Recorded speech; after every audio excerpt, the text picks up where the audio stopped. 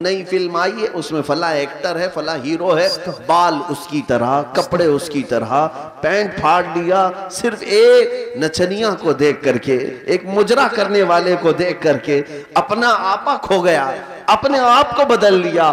اور ہمارے گھر کی خواتین صبح سے شام تک سیریل کے سامنے، ٹیلی ویژن کے سامنے، اور خواب وہیں سجا رہی ہیں کہ شاید ہمارا بھی گھر ایسا ہی ہو، ہمارا لباس بھی ایسا ہی ہو۔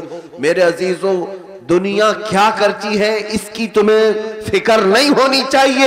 عورتیں اگر کسی کو دیکھتی تو وہ سیدہ کائنات فاطمہ الزہرا کو دیکھتی، کم سے کم یہ سیرت کا مطالعہ کرتی کہ ان کا دوپٹہ کیسا تھا، ان کا لباس کیسا تھا، ان کے رہن سہن کیسے تھے۔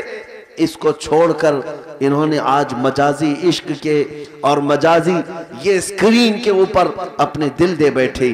اور اسی طرح مردوں کی حالت بھی یہی ہے، نوجوانوں کی۔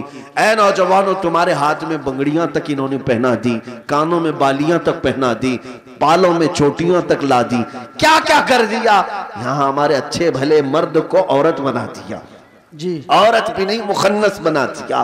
اور اس پر یہ مزید یہ سمجھتا ہے کہ یہ فیشن ہے، یہ فیشن ہے۔ ارے ادھر سے پھاڑ کر کے پہننے والا، ننگا گھومنے والا اگر فیشن زدہ ہے تو پھر کتا اور بھینس بیل بکری یہ زیادہ فیشن زدہ ہے، بے شک، کیونکہ وہ تو کپڑے ہی نہیں پہنتے۔ اگر ننگا ہونا ہی فیشن ہے تو جانور سب سے بڑے فیشنیبل ہے۔ میرے عزیزو، جنگلی دنیا کو نہ دیکھو، جو جنگل راج بنانا چاہتی ہیں ان کو نہ دیکھو۔ اگر تمہیں زندگی کے ایمان کے مزے لینا ہے تو مدینے والے کی طرف دیکھو۔ نبی پاک صلی اللہ تعالیٰ علیہ وسلم کے اخلاق سے بڑھ کر کسی کے اخلاق ہے نہیں، ان سے بہتر کردار کس کا ہو سکتا ہے۔ میرے عزیزو، آج دنیا اگر تم سے بھی منہ پھیر رہی ہے تو اس کی وجہ یہی ہے کہ تمہیں خود نبی پاک کی سیرت نہیں معلوم۔ ایک میں اپنی بات بتاتا ہوں تجربے کی۔ ایک بار ایک ٹرین سے میں اتر رہا تھا، ایک نوجوان نے، میلاد کا دن تھا 12ویں شریف کا، اس نے مجھ سے پوچھا کہ کوئی ایسا عمل بتا دیجئے جو رسول اللہ کو خوش کر دو۔ سبحان، ربیع الاول شریف میں آپ بھی کمکمے لگاتے ہوں گے، سجاتے ہوں گے نا گلیاں، جلوس بھی نکالتے ہیں، ساری چیزیں کرتے ہیں، لیکن کچھ کام اور بھی ہیں تمہارے ذمہ۔ اسٹیشن میں تھے، ریلوے اسٹیشن سے اتر رہے تھے، میں نے اس نوجوان سے کہا بیٹا اگر کچھ کرنا ہے تو دیکھو ہم اسٹیشن پہ ہیں، جاؤ کوئی بوڑھا یا کوئی کمزور ہو جس کا سامان بھاری ہو تو اٹھا لو، یہ میرے نبی پاک کے اخلاق حضور کی سنتوں میں سے اور حضور کے اخلاق کریمانہ میں سے یہ بات تھی۔ مکہ میں حضور اس بات پر مشہور تھے کہ اگر کوئی بوڑھا سامان اٹھا کر جا رہا ہوتا، نبی پاک خاموش نہیں کھڑے ہوتے، اس کا سامان اپنے کندھے پہ لے لیتے۔ ہاں، حضور اکرم صلی اللہ تعالیٰ علیہ وسلم کے متعلق حضرت خدیجہ الکبریٰ رضی اللہ تعالیٰ عنہ نے بھی یہ فرمایا کہ آپ بوڑھوں کا، کمزوروں کا بوجھ اٹھاتے ہیں، اللہ آپ کے ساتھ برا کبھی نہیں فرمایا۔ میرے عزیزو، میں آپ کو ایک تجربے کی بات بتا رہا ہوں۔ وہ نوجوان گیا ڈھونڈتے ہوئے، ایک بوڑھی عورت اتر رہی تھی 2 بڑی تھیلیاں لے کر، اس کے پاس گیا کہ اماں جی یہ مجھے دے تو میں پہنچا دوں گا آپ تک۔ پہلی بات میں ظاہر سی بات ہے اجنبی کو کون سامان دے گا؟ اس نے منع کیا کہ بھائی چھوڑ دو، میرا سامان مجھے لے جانے دو۔ وہ نہیں دے رہی تھی، اس نے ضد کیا کہ مجھے دے دیجئے۔ وہ خاتون کہنے لگی پہلے یہ تو بتا تو کولی ہے یا سامان اٹھانے والا ہے؟ ڈریس سے تو نہیں لگتا، کہیں میرا سامان اٹھا کے بھاگ گیا؟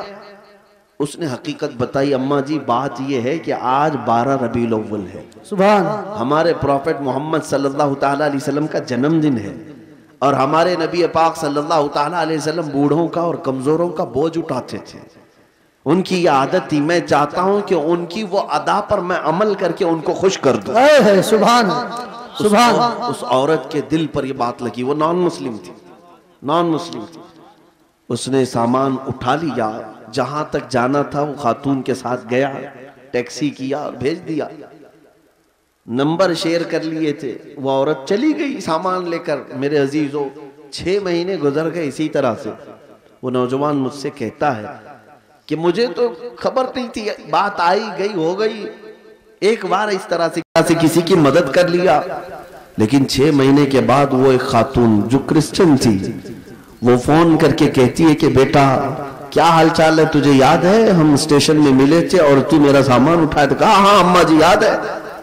کہا کہ پچھلے 6 مہینے سے میں تیرے نبی کی سیرت ہی پڑھ رہی ہوں، سبحان اللہ، سبحان نے مجھے ان کی طرف ڈائیورٹ کر دیا، اور ہر دن ان کی بات پڑھتی ہوں تو مزہ کچھ اور ہی آتا ہے، سبحان لطف کچھ اور ہی آتا ہے۔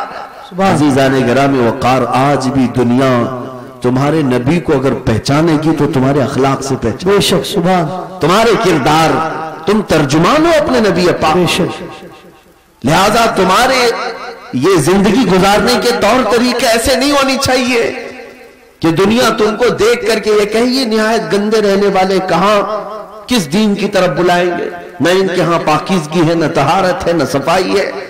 آج نشہ اگر کہیں بکتا ہے تو لوگ تمہاری طرف اشارہ کرتے ہیں، بے شک، پتہ پوچھو کہ نشہ کہیں ملتا ہے تو مسلمان محلوں کی طرف اشارہ کر دیں گے، کرتے بھی یہی ہیں، بیچتے بھی یہی ہیں۔ اور میرے عزیزوں، سب سے زیادہ جرائم کہاں ہوتے ہیں؟ لوگ تمہاری طرف اشارہ کرنے لگتے ہیں۔ میں یہ نہیں کہتا کہ ہم جرائم پیشہ ہیں، لیکن تم غیروں کی سازشوں کے نظر ہو گئے۔ بے شک، ایک بادشاہ نے اپنے وزیر سے پوچھا تھا میری کرسی لمبی دیر تک مجھے قائم رکھنا ہے، کیا کروں؟ وزیر چالاک تھا، اس نے کہا روز روز نئی اسکیمیں دیتے رہو گے، کھائیں گے پھر پوچھیں گے تمہیں کہ پھر نئی اسکیم کیا آئی ہے۔ کہا اگر لمبی دیر تک اپنی کرسی قائم رکھنا چاہتے ہو تو ایک ہی کام ہے، اپنی پوری رعایا کو نشہ کھلانا شروع کر دو، اللہ، چرس، بھنگ، ساری چیزیں ان کو پلانے کی عادت ڈال لو۔ بادشاہ نے پوچھا ایسا کیوں؟ کہا جب یہ سب نشیڑی ہو جائیں گے تو کب تمہاری کرسی کی طرف دیکھیں گے؟ جی، ان کو ان کا نشہ مل جائے گا، بس وہ سوچیں گے بھی نہیں کہ کون حکومت کر رہا ہے، کون کرسی پہ بیٹھا ہے۔ جی، اس فارمولے پر دنیا آج بھی عمل کرتی ہے۔ جی، اگر حق بات کوئی جماعت دنیا میں کرتی ہے تو وہ میرے مصطفیٰ کے غلاموں کی جماعت۔ بے شک، بے شک، دنیا کو یہ پتا ہے کہ یہ اگر اٹھ گئے تو کرسیاں بھی ہلاتے ہیں، بے شک، یہ اگر اٹھ گئے تو حق بات کے اعلان کے لیے اپنی گردنیں بھی لٹا دیتے ہیں، کٹا دیتے ہیں۔ بے شک، اس لیے پوری دنیا نے طاقت یہ لگائی کہ ان کے محلوں میں نشہ زیادہ رہے، ان کے محلے میں عیاشی زیادہ رہے۔ یہ سارے فیشن کہاں سے شروع کیے جاتے ہیں آپ کو پتا ہے؟ آج سعودی عرب پوری دنیا کا ٹارگٹ بنا ہوا ہے، اسرائیل وہاں اترا ہوا ہے، امریکہ وہاں اترا ہوا ہے، رشیا، UK سب وہاں اترے ہوئے ہیں۔ ہم تو اسے مرکز اسلام مانتے ہیں، مکہ مکرمہ اور مدینہ طیبہ ہونے کی وجہ سے، اس لیے نہیں کہ بادشاہی حکومت ہے، لیکن جن کو پوری دنیا میں اپنے فیشن پھیلانا تھا پھیلا دیتے، لیکن عرب میں کیوں گئے؟ اس لیے کہ انہیں پتا ہے۔ بہت زمانے پہلے اقبال نے کہا تھا یورپ اگر کسی بات سے گھبراتا ہے نا مسلمانوں سے تو کس بات سے؟ یہ فاقہ کش موت سے ڈرتا نہیں ذرا، روح محمدی اس کے بدن سے نکل